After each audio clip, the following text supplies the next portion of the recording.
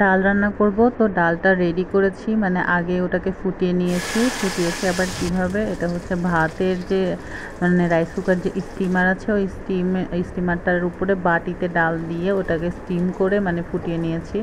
এরপরে ভাবলাম যে তাহলে এটাকে একটু হচ্ছে বাগার দেই। তো ডালটা এমনিতে সেদ্ধ হয়েছে কিন্তু ওটা একদম গলে যায়নি। এটা হচ্ছে ডাল ঘুটনি দিয়ে যদি করা যেত তাহলে আরও ভালোভাবে গলে যেত। এই জন্য আমি আগেই পানিটা না দিয়ে ওটা হচ্ছে ভর্তার মতো আর কি একটু গলিয়ে নিয়েছি। এরপরে আমি যেহেতু ডালের মধ্যে কোনো রকম কোনো কিছু দিয়েছিলাম না, এখানে একটু হলুদের গুঁড়া, লবণ এগুলা দিয়ে একটু হচ্ছে তেলের উপর দিয়ে নিলাম যাতে হলুদের মানে গন্ধটা না লাগে। এরপরে ডালটা হচ্ছে একটু মিক্স করে নিয়ে পানি ঢেলে দিলাম পরিমাণ মতো, মানে হচ্ছে যে পরিমাণে আর কি পানিটা দিব, আমি একটু পানিটা বেশি দিয়েছি।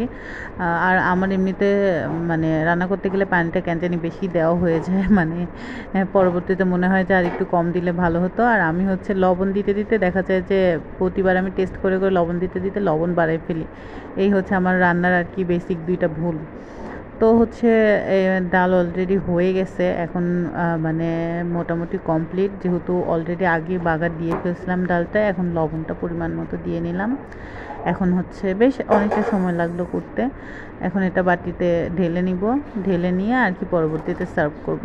আর এমনিতে খাওয়ার সময় ডালটা খেয়ে দেখলাম মানে বেশ মজাদারই হয়েছিল।